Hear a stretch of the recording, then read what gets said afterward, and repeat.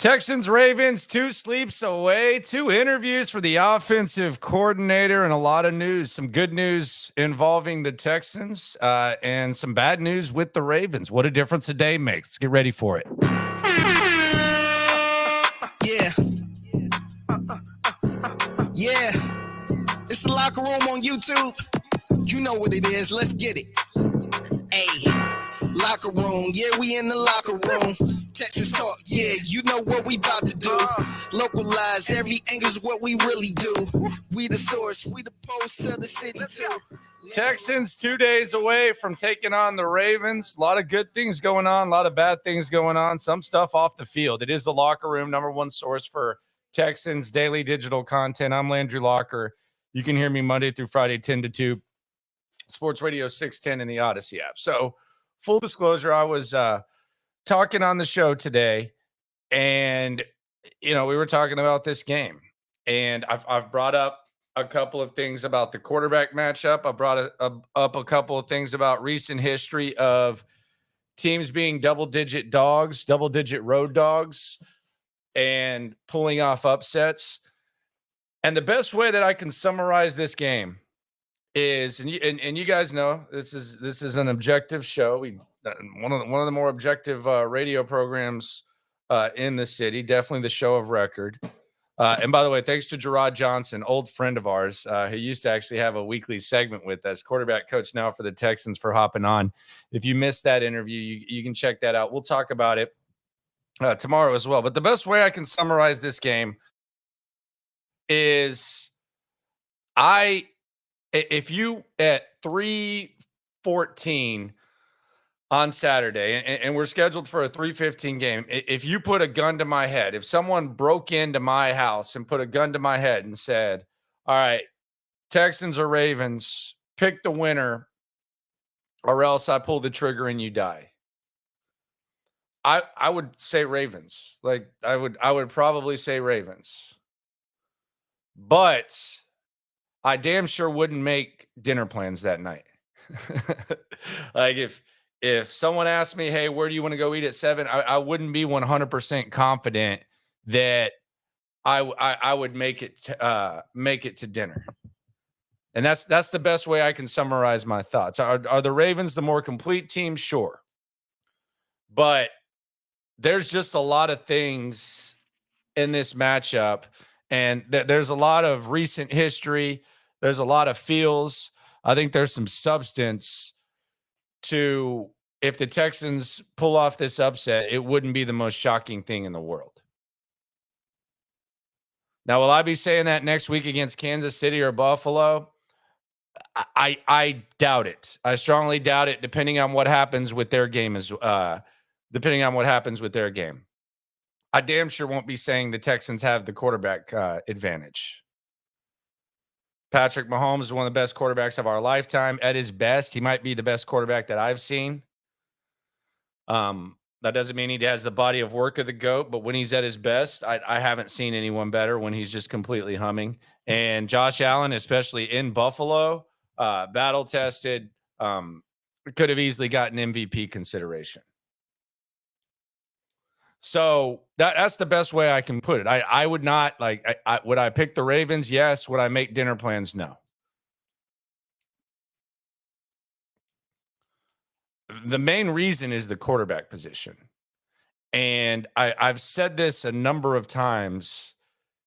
The Texans, in my opinion, have the quarterback advantage in this game. Can that change? Can the switch be flipped? Sure. But they have the quarterback advantage. That's not like a hot take. That's not something that doesn't have substance. Again, we'll pull these numbers up. CJ Stroud, last 2 winner-go-home games. Y'all can probably recite this with me at this point. His completion percentage goes up significantly. 5 touchdowns, no interceptions. QBR goes through the roof to where it would by far lead the league this year. 145 from 100. Lamar Jackson, yes, he's still really good with his legs. He's the best quarterback as far as being a rushing weapon ever. I don't think you minimize that. I don't think that you use that to minimize his ability to play the position. But he's awful in the postseason. and it's a 4-game body of work. We've seen a lot of coaches, we've seen a lot of coaches over the course of recent NFL history that have had early success and found a way to win a Super Bowl, and then now it's just kind of stale. Playoff success is a little bit limited. That's what we've seen with John Harbaugh. I think he's 1-5 in his last 6 playoff games. They've won 1 playoff game in 9 years. Mike Tomlin can't find his way out of the playoffs. Felt like John Gruden was holding on to that title for a long time. I'm not saying John Harbaugh's that because he's willing to progress, but I mean, when you look at these two quarterbacks and you acknowledge that CJ has it, Lamar Jackson doesn't right now at all.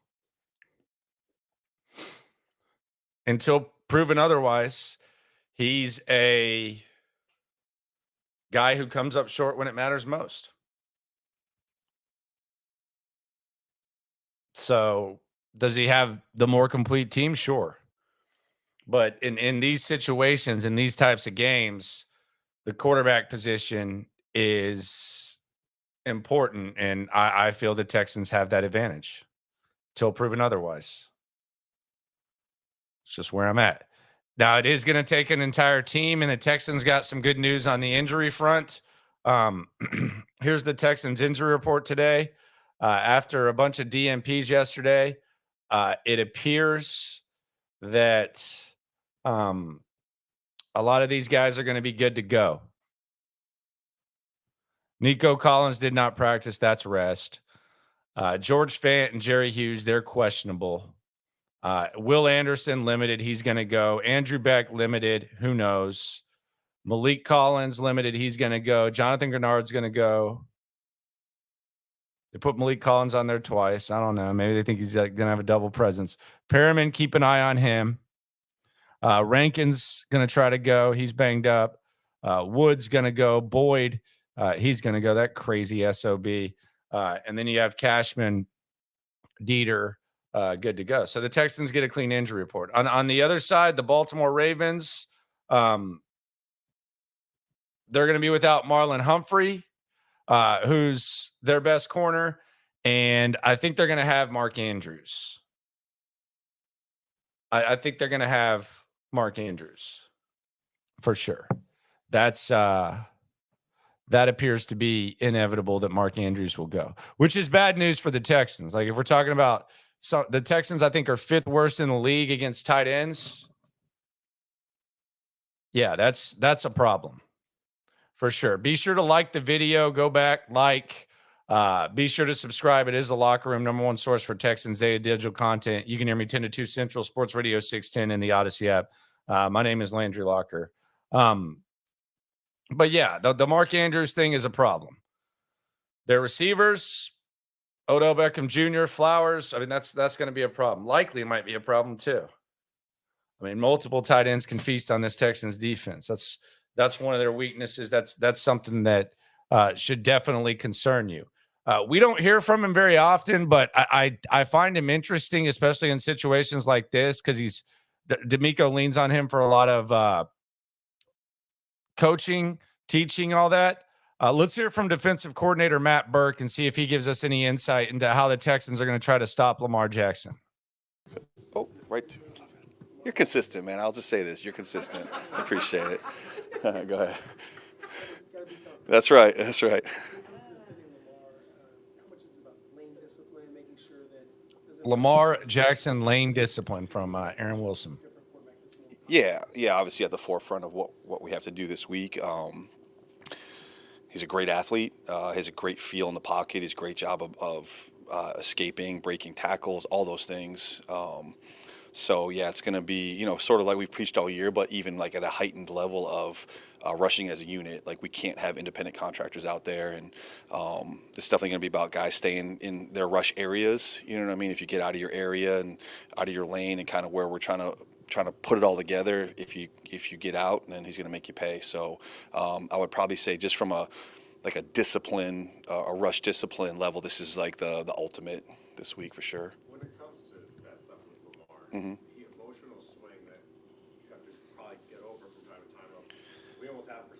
Yeah. Talking Lamar discipline. Well, yeah, settle down with the 54-yard gains here, man. But yeah, no, it is like, and part of that preaching is like even in coverage, right? Like, there's no clock on the coverage. It's you got to defend the second play. So like we had him a couple times where we kind of felt like we had him in the grasp, and he breaks out, and then he makes a play downfield. Hopefully not for that many yards, but so it is a mental battle too of like, we got to keep coming, you got to throw waves at him, and he's going to make some plays, right? There's a reason he's in the MVP conversation, and he's had a great season, and he's a great player. So we understand that there's going to be plays that are made out there, and it's definitely going to be part of our mindset of just like, hey, next play back up, like we have a plan, how we want to approach it, and we got to stick with it. I know you guys don't ever want to give up big plays. That's true. Right? You don't want to give up big plays. You've done a good job of when you've done that, being able to come back and make some necessary stops. Is that obviously what makes you able to do that so well? Say that again. You I'm make sorry. a big play that you're able to go down and then stop them often from actually converting. Yeah, I mean, a little bit in the same mindset, right? We try to put plays behind us, and good or bad. Sometimes you're riding too high on a great play, and you lose your focus on the next play or something. So, we always preach, like, if we got a blade of grass to defend, like, we'll go out and try to do that. So you give up a big play and it's in the red zone, like, let's get a red zone stop. And sometimes that swings the motion back the other way. You get them kind of a moral victory of they're in the red zone after a big play, but you hold them to 3 points or whatnot. Or, we've had some in the past where people have gone for it on a fourth down there. We've made some stops too, so, it's never, the drive's never over till it's over, and there's always an opportunity. And if we have another play to play, then we really just preach trying to reset that focus for the next play. Coach, I know that you all are preparing for Baltimore this week, but Yes. if we can take one step back to the game on Saturday. Sure. How impressed were you by your defense? They gave up the 14 points, and then after that, they just shut them out. And you had, 2 pick sixes back to back. They made sure that they kept. Talking about the 2 pick sixes and a bunch of other stuff. So, how impressed were you? It was fun to be a part of.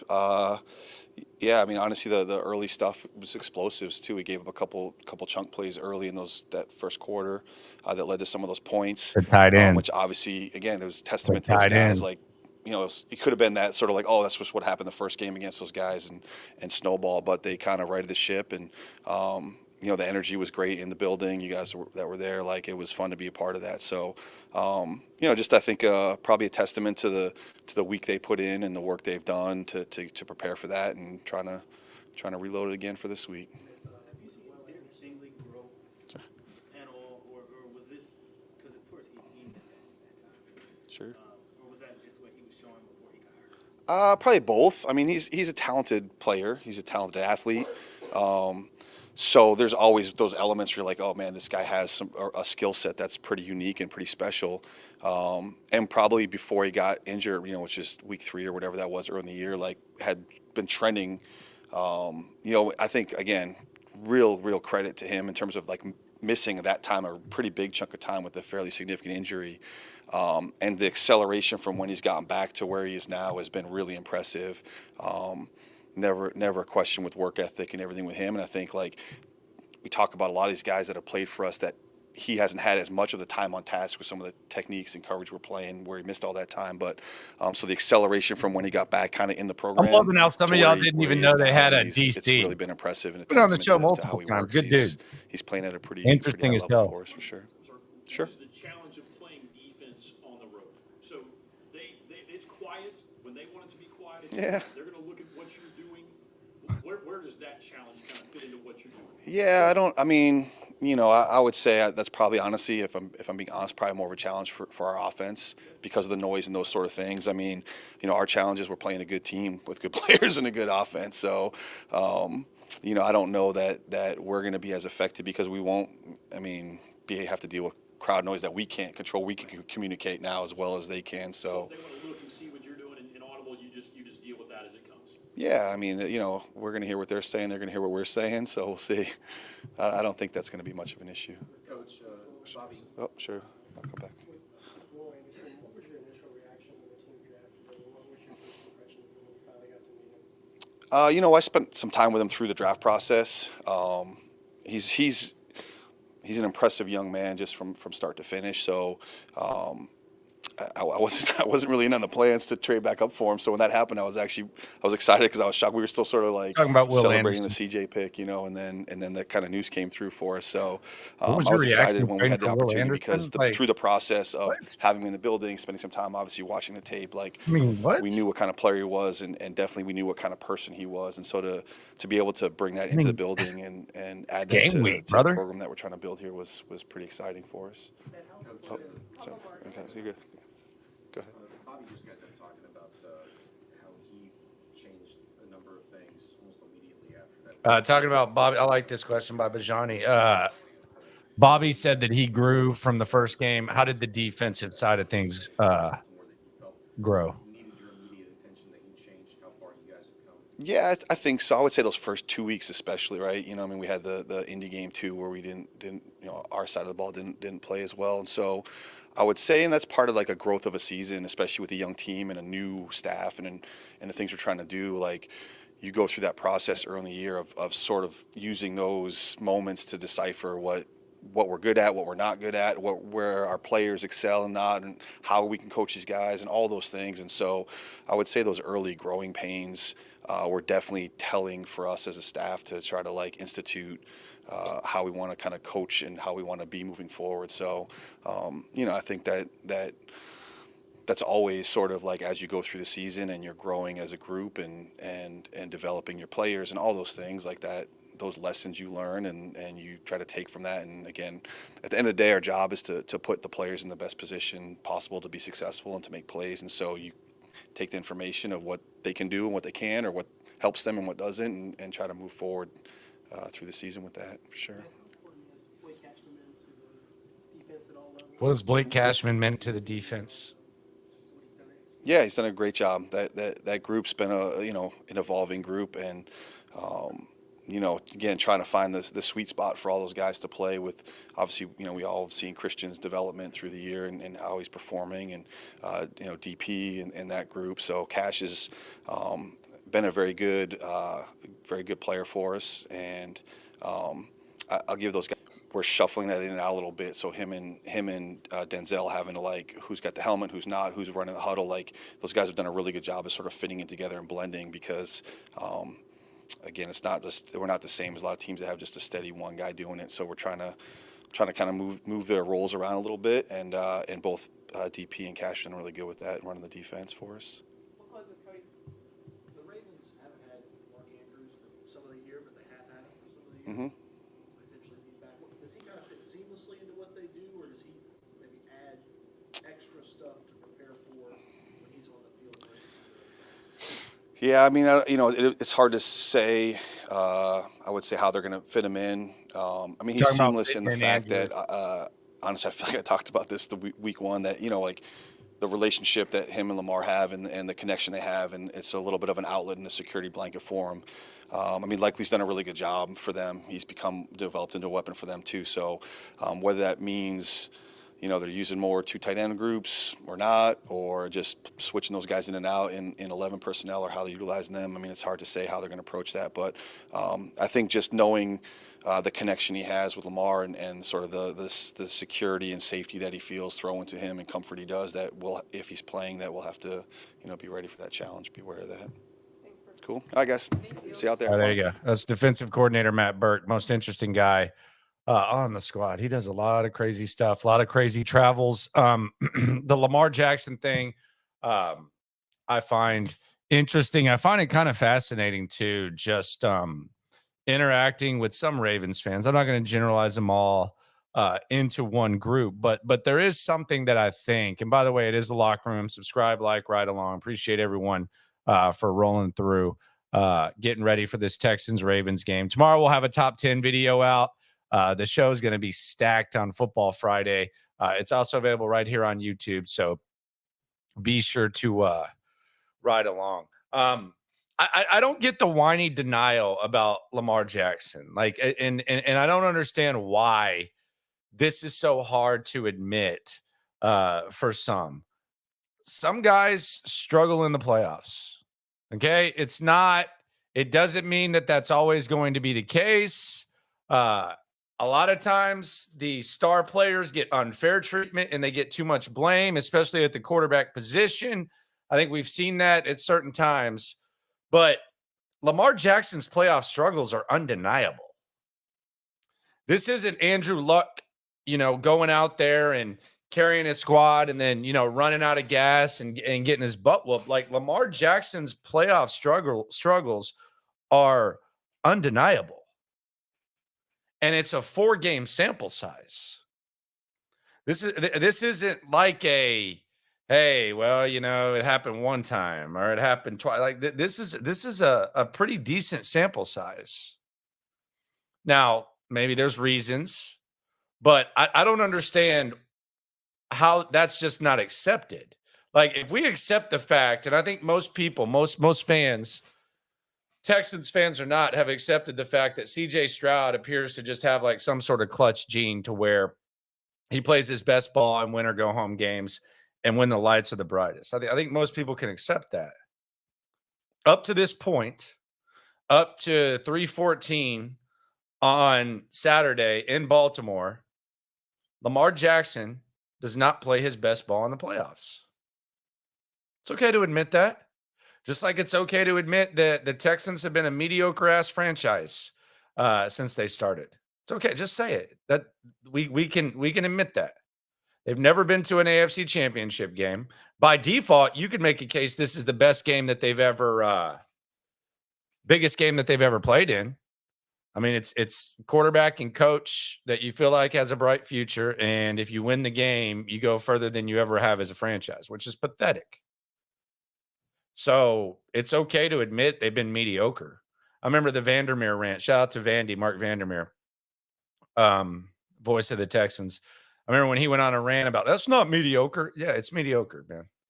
Like you're one of like a less than a handful of teams that haven't been to an AFC championship yet. It's mediocre. Are better days ahead? Do you feel better about the franchise than you have since they started? Yes, for sure. Absolutely. But it's okay to admit that. Now, does that matter anymore? I don't know. I've seen like some shots about the Texans franchise. Oh, your franchise? Yeah, it's been mediocre. Borderline incompetent. Not too long ago. Nick Caserio came in and did that work. They hired the right guys. They drafted some guys, and now hopefully days are behind. But if you're gonna, it's easy to admit. Like I don't understand why in today's society, when it comes to sports, there's such a whiny ass like desire, habit to like deny what should be undeniable. Lamar Jackson has sucked in the playoffs. The Texans have been a mediocre franchise up to this point, and hopefully better days are ahead. Doesn't mean it's going to be true forever. Sports are fluid. Shout out to Jean-Jacques Taylor. But yeah, it shouldn't be hard to admit that at all. Other news with the Texans, Bobby Slowick, he interviewed with the Carolina Panthers. He did so via Zoom. Yesterday, he had said that he was focused on this game. I still believe he is, but he has concluded his interview with the Carolina Panthers. He also got stanky and talked to the stanky one, Amy Adams Stank, the owner of the Titans, and talked to the Titans. So the first interviews with Bobby Slowick have been completed. Typically a little later on down the road, they'll talk in person or figure something out. But Bobby Slowick has conducted interviews. I mean, he already knows Carthon with the Titans. So I don't know how much they were in San Francisco together. So I don't know what that interview is like as opposed to Dave Tepper and whatever they got going on there in Carolina. I do know that he liked Bryce Young in the draft. So maybe there's that. He liked CJ too, but yeah, I'm pretty sure he liked Bryce Young. Speaking of Slowick, Gerard Johnson, the quarterback coach, I talked to him about his philosophy as compared to Slowick. Seems like he would be a kind of a natural climb up to the offensive coordinator position if Slowick leaves. He's known CJ Stroud since the Elite 11 days. And he's like family to my co-host John Lopez. And we used to have him in studio every Thursday. So Gerard's a sharp dude. It's been cool seeing all the success that he's had. If you missed that interview, check it out. We'll probably revisit it a little bit tomorrow, but I tweeted it out at Landry Locker. So we'll see how this thing goes. Again, it's the known versus the unknown. It seems like it's kind of known that CJ Stroud has that it factor. Like we hear it all the time. The unknown is Lamar Jackson going to be able to put those demons behind him?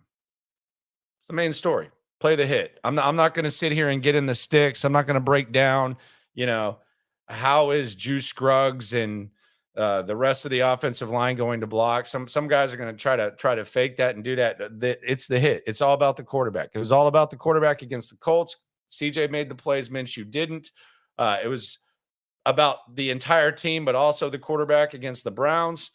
And if Baltimore has a complete team, maybe CJ is going to have to play even better than he has. But if it's all about the quarterback, you got to feel pretty good about that as well. Be sure to subscribe, like, right along. Appreciate you for coming through. Fun times ahead. The top 10 tomorrow. Football Friday tomorrow. Let's see. By the way, went by the team shop. Strong recommendation on this hat. This is one of the best ones they've ever put out right there. That's clean. I don't think you can get that online, but it's a pretty clean hat, I thought. I saw it, went and copped it at the team shop. I think it's a nice little thing. AFC, I'm usually not a division hat guy, but hey, why not? Kind of a trademark. Appreciate you for coming through. Always remember when it comes to this Texan stuff, we're all in it together. 2 sleeps to the playoffs. My God, hurry up. I cannot wait. Give without takeaways. If it's up, then it's up. We number one. You don't need to try your luck. Locker room, yeah, we in the locker room. Texas talk, yeah, you know what we about to do. Localize, every angle's what we really do. We the source, we the pulse of the city too.